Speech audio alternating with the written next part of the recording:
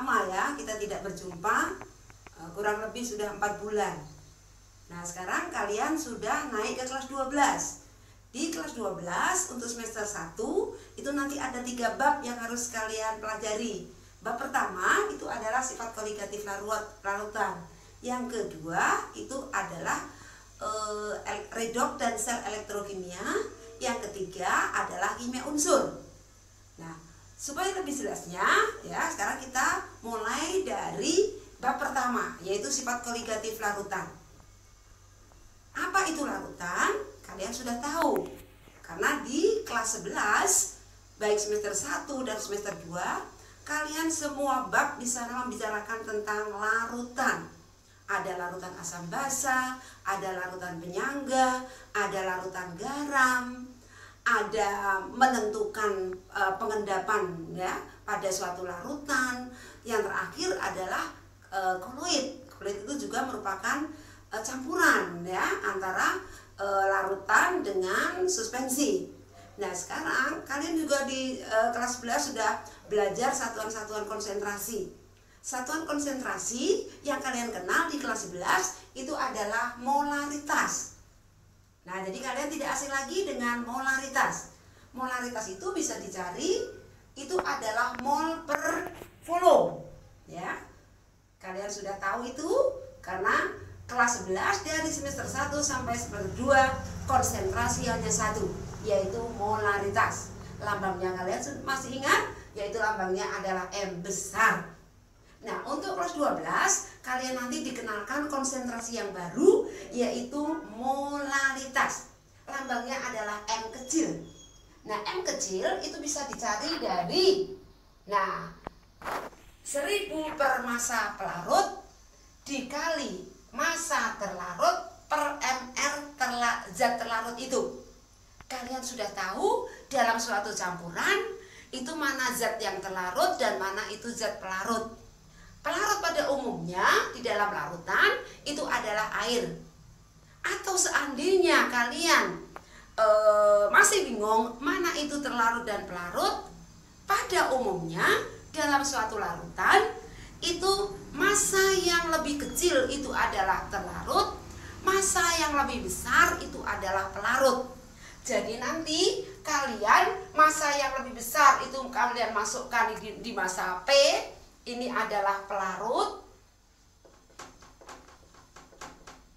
Sedangkan yang di atas itu adalah massa terlarut, massa yang lebih sedikit. Nanti dibagi oleh massa zat terlarutnya itu.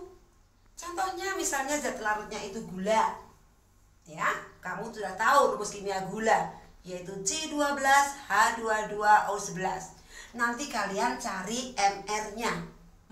Massa molekul relatifnya dari C12H22O11 itu. Nah, ini nanti molaritas ini untuk memasuki kalian di bab pertama, yaitu sifat koligatif. Karena pada bab pertama sifat koligatif itu nanti kalian dikenalkan itu ada 4 rumus. Karena kita tahu bahwa larutan itu mempunyai sifat-sifat khas tertentu. Nah, contoh di sini sifat-sifat khas itu dibedakan menjadi 4. Yang pertama itu adalah kenaikan titik didih, lambangnya adalah delta TB. Yang kedua adalah penurunan titik beku, lambangnya delta TF. Yang ketiga adalah penurunan tekanan uap, lambangnya adalah delta P. Yang keempat adalah tekanan osmotik, lambangnya adalah P. Untuk kalian menghitung delta P-nya atau kenaikan titik didih, itu nanti kalian menggunakan satuan konsentrasi yang baru, yaitu molaritas. Di sana nanti kalian ketemu itu massa terlarut dan massa pelarut di sana. Nah, nanti kalian tinggal memasukkan ke dalam rumus delta TB-nya. Delta TB sama dengan KB dikali molalitasnya. Nah, jadi sebelum kalian mencari kenaikan titik didihnya, kalian harus mencari molalitasnya. Bila molalitasnya sudah kamu dapatkan, kalian tinggal mengalihkan tetapan titik didih molal pelarutnya. Jadi KB ini adalah tetapan titik didih molal pelarut. Kalau air itu harga KB-nya itu adalah 0,52 derajat Celcius per molar. Ini ketetapan ya, namanya juga tetapan titik didih molal pelarut. Jadi nanti kalau pelarutnya itu bukan air, nanti harga KB-nya sudah ditentukan, sudah ada. Jadi kalian tidak usah pusing, kalian tidak usah khawatir bahwa harga KB itu nanti muncul dalam setiap soal yang kalian akan selesaikan. Bila KB-nya tidak diketahui, itu nanti kalian bisa mencari harga tetapan titik didih masing-masing pelarut itu di dalam buku. Buku elektronik yang sudah Ibu sharekan di kelas masing-masing. Nah, sekarang kita mau memasuki itu rumus yang kedua, yaitu penurunan titik beku. Kalau kalian sudah bisa mencari kenaikan titik didih, berarti kalian bisa mencari harga delta TF-nya atau penurunan titik beku. Rumusnya hampir sama. Kalau delta TB KB kali M, maka delta TF sama dengan KF dikali M. KF itu apa? KF adalah tetapan titik beku molal pelarut. Kalau air itu harga KF-nya 1,86 derajat Celcius per molar. Itu untuk KF air.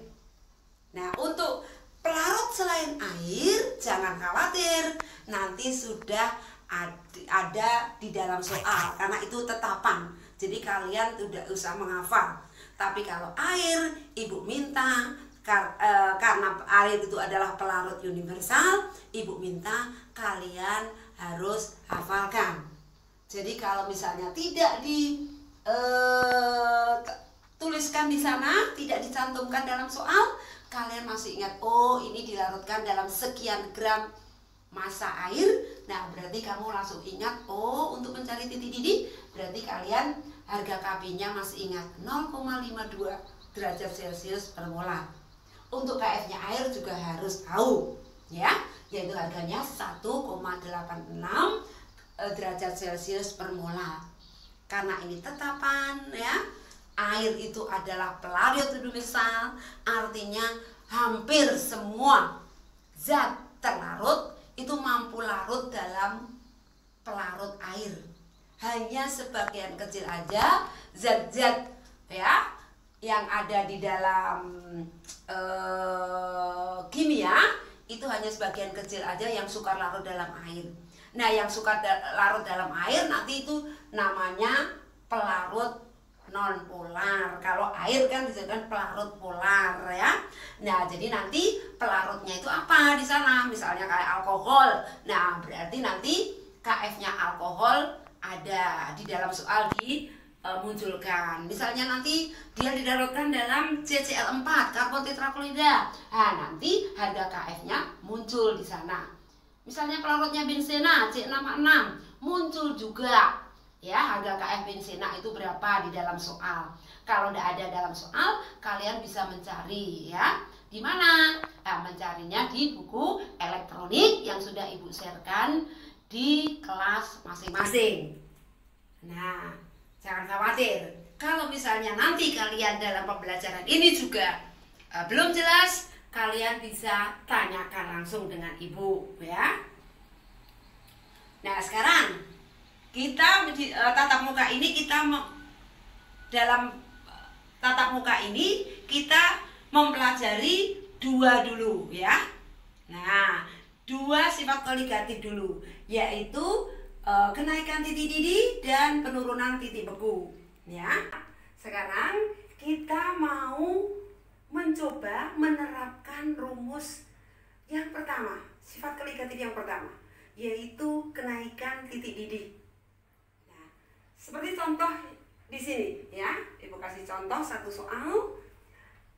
Kita mau mencari berapa titik didih urea, ya. Nih, berapa titik didih larutan urea yang mengandung 6% massa urea. Nah, MR urea 60. Nah, di sini kalian mau menyelesaikan soal seperti ini, kalian dibiasakan dengan menuliskan notasi atau lambangnya. Diketahui, ya, di sini massa urea. Dibiasakan rumus kimia muncul, ya. Urea, kita tahu rumus kimianya adalah CONH2 2 kali. Masanya, ini persen massa, ya. Artinya dalam 100 gram larutan itu mengandung 6 gram massa urea. Nah, berarti massa ureanya 6 gram. Nah, massa pelarut. Nah, massa pelarut di sini persen. Berarti menunjukkan dalam campuran itu antara terlarut dan pelarut adalah 100 gram. Persen itu menunjukkan massa dalam larutan itu jumlah totalnya 100%, ya, dalam per 100. Nah, jadi massa pelarutnya tinggal sisanya 100 dikurangi massa ureanya. Nah, kita ketemu yaitu 96 gram.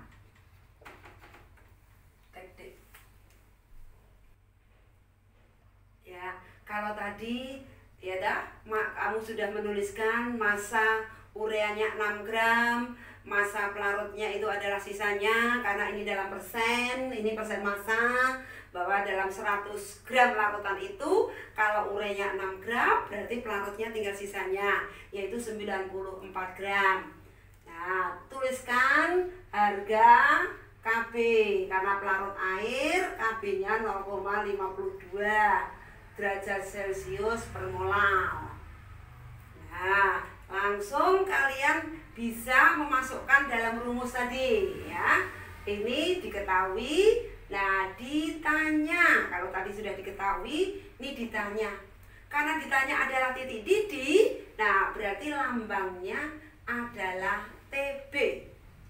Urea. Nah, ya. Atau TB CONH2 2 kali. Lalu kalian bisa menyelesaikan penyelesaiannya. Nah, penyelesaiannya. Masukkan rumusnya tadi.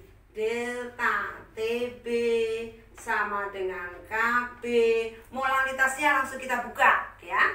Tadi molaritas bisa dicari dari 1000 dibagi massa pelarut dikali massa terlarut dibagi MR zat terlarut itu. Tinggal masukkan, KB-nya adalah 0,52. Ini, ya. 1000 rumus dah. Massa pelarutnya masukkan 94, massa terlarut masukkan 6 gram, MR-nya masukkan 60. Nah, di sini nanti kalian bisa menghitung. Nah, di sini kalau yang zat yang sudah diketahui itu kita masukkan ke dalam rumus, ya dah. Nah, ini kita sudah tahu hasilnya. 0,52 kali 1000 itu 520 dikali 0,1 6/60. Nah, lalu nanti dibagi ini. Atau kalian bisa menyelesaikan yang di atas, misalnya 0,52 kali 1000 kali 60, hasilnya berapa? Baru kalian bagi 94 dikali 60. Nanti akhirnya kalian ketemu hasilnya itu adalah 0,553. Nah, karena supaya mendekati ya dari hasil yang kita cari, maka kita menggunakan 3 angka di belakang koma. Jadi 0,553 derajat Celcius ya. Nah, terus kalian bisa mencari titik didihnya. Kalau tadi masih kenaikan titik didihnya. Ya, karena ini dicari titik didihnya tadi rumusnya adalah delta TB, yaitu kenaikan titik didih yang kalian cari tadi ditambah titik didih pelarut.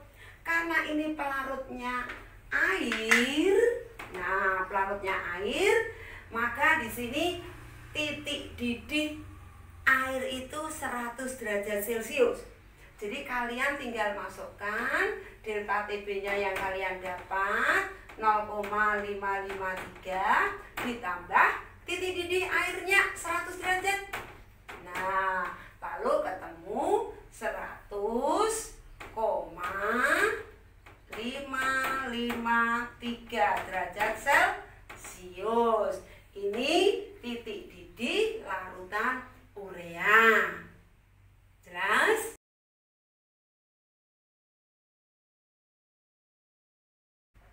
Kalau titik didih, mencari titik didih suatu larutan kalian bisa, berarti nanti kalian mencari titik beku larutannya juga bisa. Sekarang kita mau menerapkan rumus sifat koligatif larutan yang kedua, yaitu penurunan titik beku. Lambangnya kalian tadi di awal sudah Ibu jelaskan, yaitu adalah delta TF. Delta TF ini bisa dicari dari KF kali molaritas. Ya. Kalau mencari titik beku larutannya, titik beku larutan lambangnya adalah TF, larutan. Bisa dicari dari TF pelarus minus delta TF. Kenapa minus? Karena di sini penurunan. Kalau kenaikan tadi adalah plus, karena ini penurunan maka minus. Nah, jadi rumusnya hampir sama ya. Tapi kalau kenaikan titik didih adalah plus, kalau penurunan ini adalah minus. Jadi kalian jangan sampai lupa. Karena hal-hal kecil seperti ini sering ya di dalam penerapan rumus saat kalian menyelesaikan soal-soal sifat koligatif itu sering tertukar, lupa ya kan, yang plus yang mana, yang minus yang mana. Padahal dari rumus dasarnya kita sudah tahu, kalau kenaikan titik didih berarti plus, kalau penurunan berarti minus. Nah, contohnya di sini ya tak? Kalau tadi berapa titik didih larutan urea, sekarang di sini Ibu ganti dengan berapa titik beku larutan urea yang mengandung 6% massa urea. Seperti biasa atau seperti yang tadi di depan, yaitu kalian harus menuliskan yang diketahui itu apa, dibiasakan ya. Yang diketahui itu massa urea, rumus kimianya apa, kamu tulis CONH2 2 kali, O 6 gram karena dari 6 tadi. Terus massa pelarut yaitu di sini air. Nah, karena kalau selain air nanti dimunculkan ya, terlarut zat ini terlarut dalam. Nah, begitu ya kalau selain air. Karena hanya sebagian kecil zat-zat itu yang tidak larut di dalam air ya. Nah, jadi ini massa pelarutnya dari mana? 100 dari persen. Jadi 100, nah ini dikurangi massa ureanya 6. Jadi 94 gram itu massa airnya, massa pelarut. Nah, ketetapan titik beku air. Nah, tadi di awal penjelasan sifat koligatif sudah Ibu tekankan. KB air, KF air itu harus hafal. Ya, walaupun nanti kadang di soal ada sudah diketahui. Kalau kita sudah hafal, kita lebih mudah. Jadi kalau tidak diketahui langsung kita masih ingat, oh iya ini air ya. Nah, jadi KF air ketetapannya adalah 1,86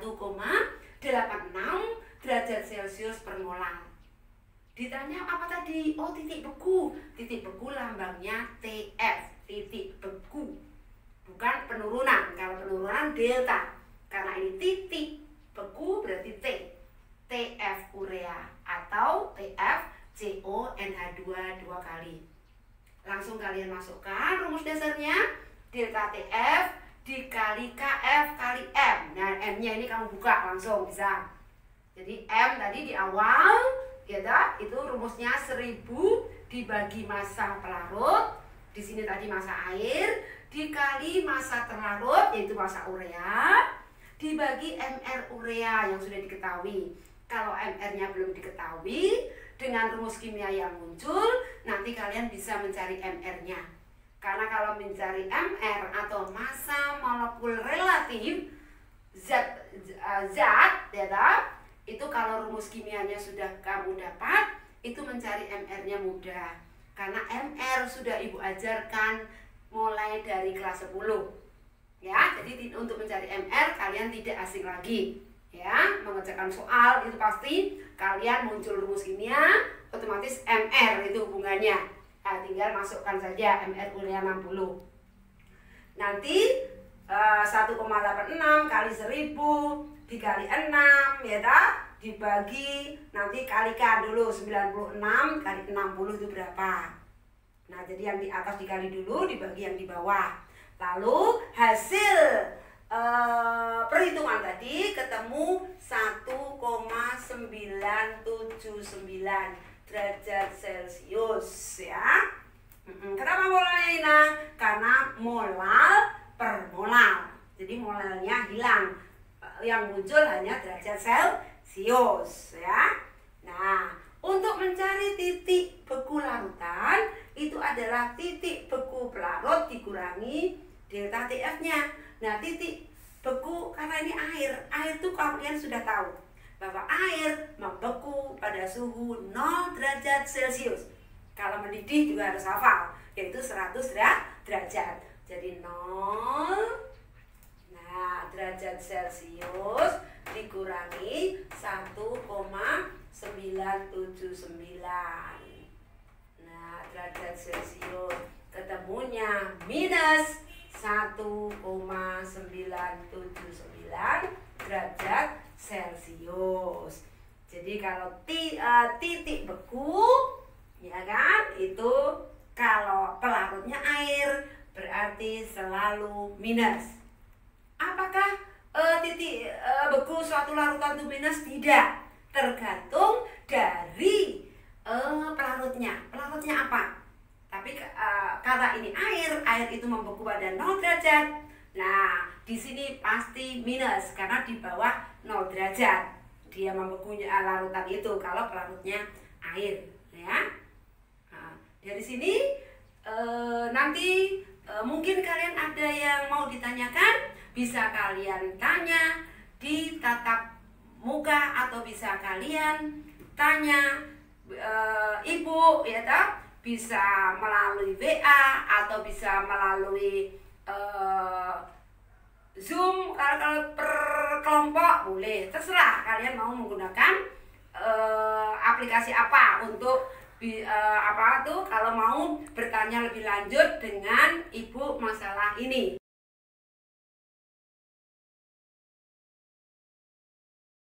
Nah, demikian penjelasan Ibu tentang penerapan sifat koligatif larutan, yaitu kenaikan titik didih dan penurunan titik beku. Jadi untuk pertemuan kali ini itu hanya 2 rumus yang Ibu tetapkan dulu ya. Yang Ibu terapkan yaitu tadi delta TF dan delta TB ya. Nah, untuk tatap muka berikutnya minggu depan, nah, kita bisa melanjutkan sifat koligatif yang ketiga dan keempat, yaitu penurunan tekanan uap delta P dan tekanan osmotik P. Nah, sekarang Ibu tutup pertemuan kali ini. Kita bisa ketemu di pertemuan minggu depan, yaitu menerapkan sifat koligatif ketiga dan keempat. Sampai jumpa.